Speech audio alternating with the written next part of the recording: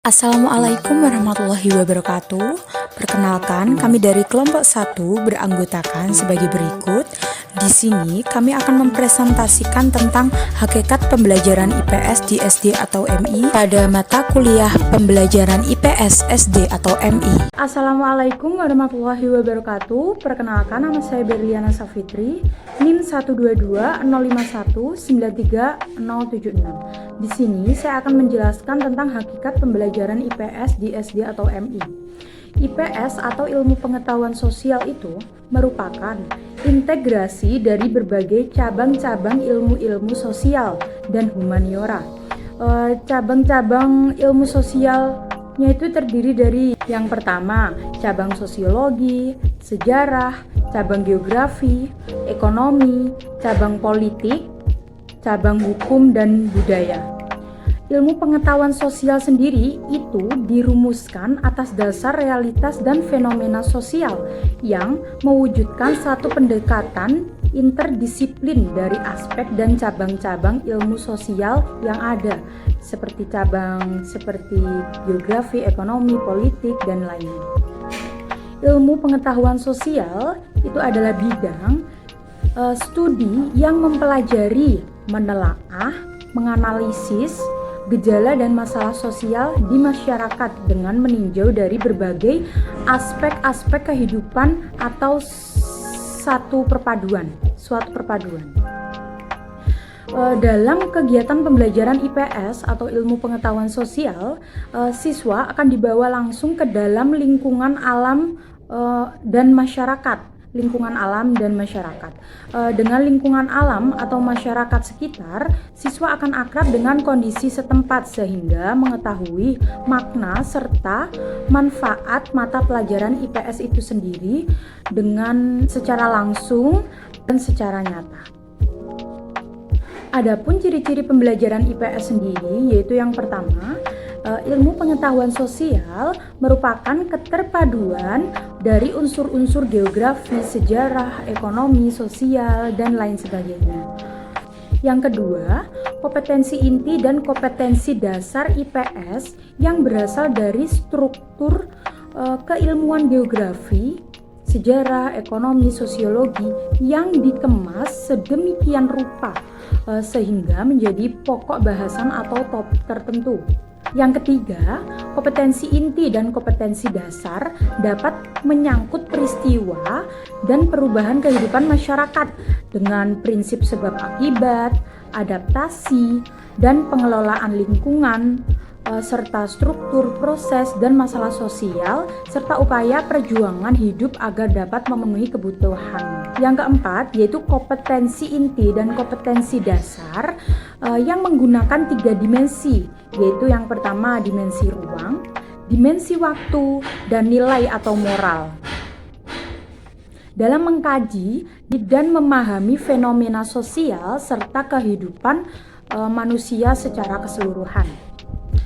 Pada ruang lingkup mata pelajaran IPS di SD atau MI memiliki aspek-aspek. Yang pertama, aspek manusia, tempat, lingkungan.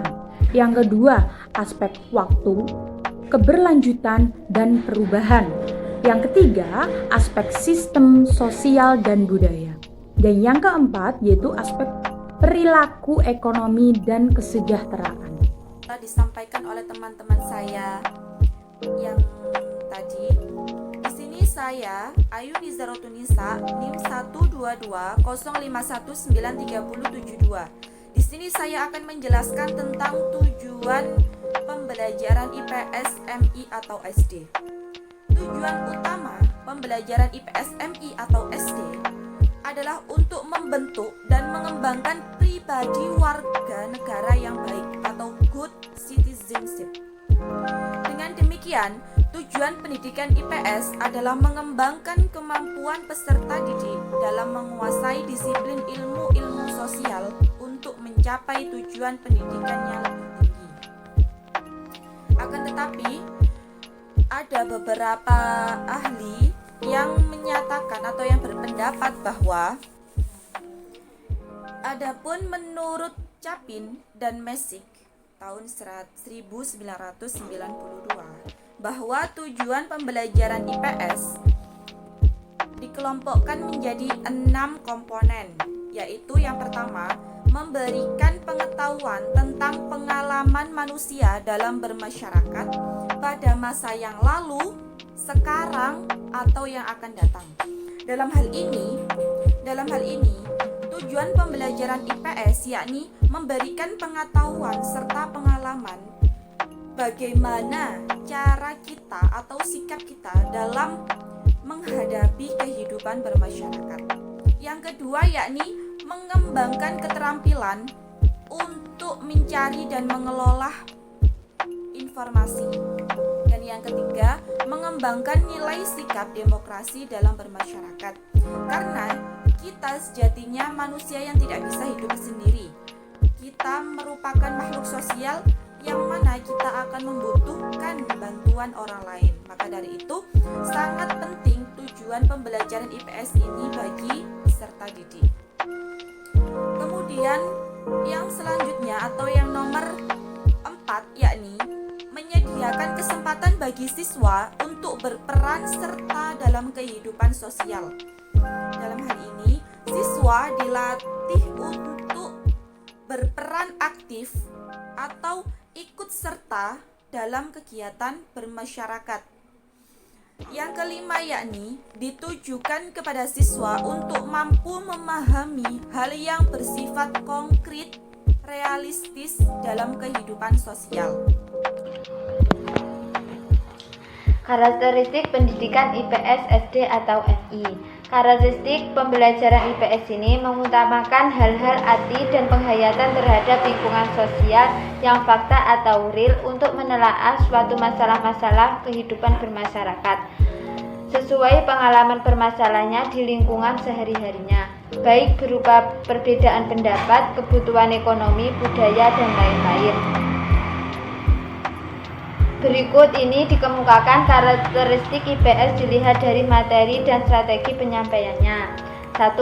Materi IPS. Mempelajari IPS pada hakikatnya adalah menelaah interaksi antara individu dan masyarakat dengan lingkungan.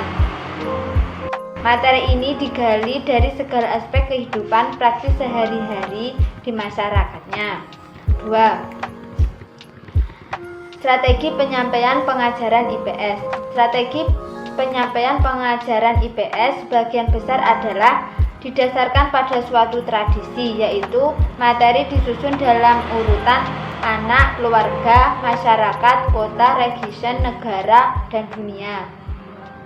Perkenalkan, nama saya Miladiah Nurhayati, NIM 12205193216. Di sini saya akan menjelaskan mengenai materi landasan pendidikan ilmu pengetahuan sosial di Madrasah Ibtidaiyah atau sekolah dasar.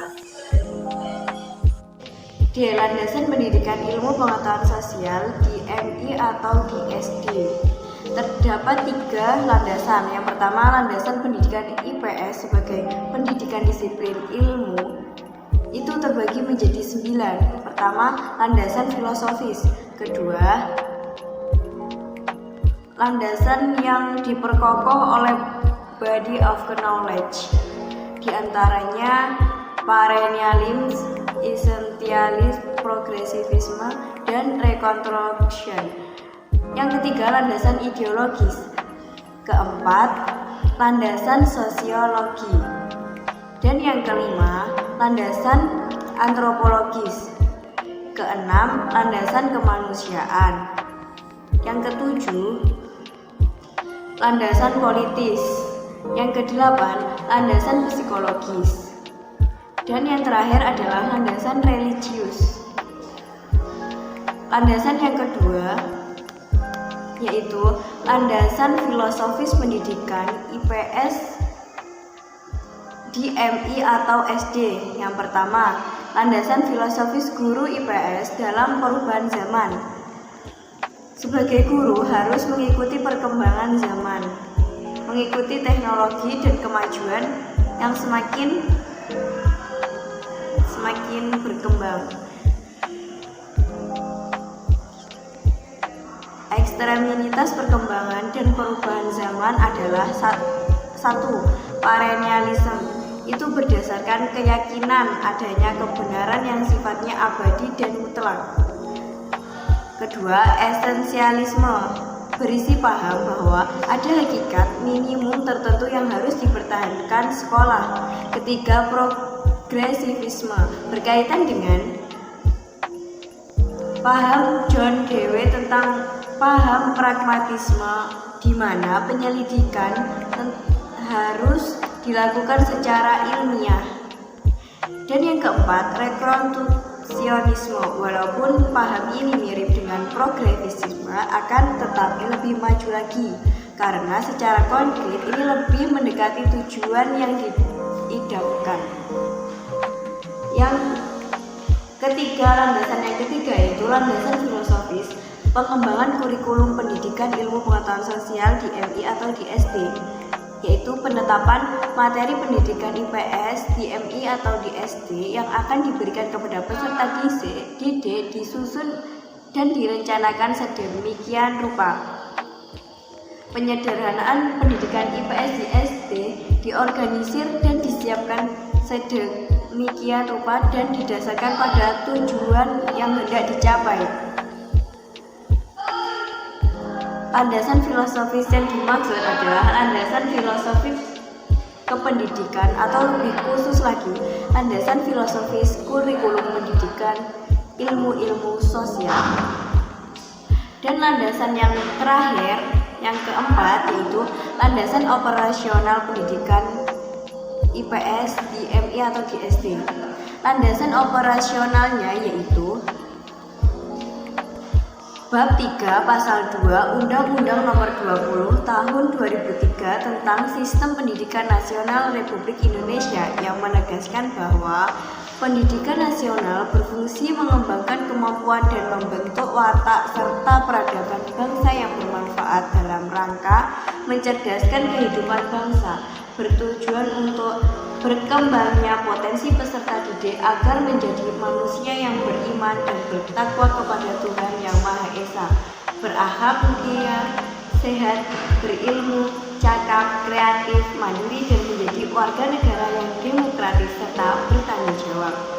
Dengan dasar tersebut, kurikulum pendidikan dan pembelajaran di bawah naungan pendidikan nasional terdapat kebijakan kurikulum pelajaran IPS, misalnya Permendiknas Nomor 22 Tahun 2006 tentang standar isi satuan pendidikan dasar dan menengah untuk pendidikan dan pembelajaran IPS pada satuan pendidikan dasar atau madrasah ibtidaiyah dan SMP atau MTS diatur dalam Peraturan Pemerintah Nomor 19 Tahun 2005. Termasuk di dalamnya kelompok mata pelajaran kewarganegaraan dan kepribadian. Pelajaran pada satuan pendidikan IPS diberikan secara terpadu. Selain itu, Keputusan Menteri Pendidikan Nasional Republik Indonesia Nomor 22 Tahun 2006 tanggal 23 Mei 2006 tentang kurikulum tingkat satuan pendidikan yang mempunyai karakteristik tersendiri. Karena kurikulum IPS yang mulai berlaku tahun pelajaran 2006 itu tidak menganut istilah pokok bahasa, namun cukup simpel, yakni standar kompetensi dan kompetensi dasar. Hal ini jauh lebih sederhana dibandingkan dengan kurikulum sebelumnya dan pelajaran relatif lebih sedikit per minggunya. Saya Lolita Dea Amaria dengan NIM 12205193221 di sini akan menjelaskan mengenai teori pendukung belajar.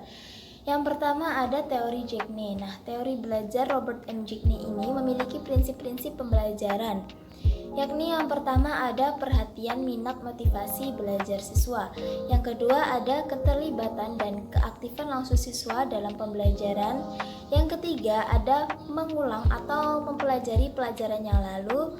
Yang keempat ada menghadapi tantangan dan semangat dalam belajar. Yang kelima ada memberikan timbal balik dan melakukan penguatan belajar. Serta yang terakhir adalah adanya perbedaan dalam perilaku belajar siswa. Yang kedua ada teori konstruktivisme. Teori pembelajaran konstruktivisme adalah sebuah teori pendidikan yang mengedepankan peningkatan perkembangan logika dan konseptual pembelajar. Peran seorang pengajar sangat penting dalam teori pembelajaran konstruktivisme ini. Ketimbang memberikan ceramah, seorang pengajar berfungsi sebagai fasilitator di mana yang membantu pembelajar dengan pemahamannya. Itu tadi teori-teori belajar yang saya jelaskan, kurang lebihnya saya mohon maaf. Wassalamualaikum warahmatullahi wabarakatuh.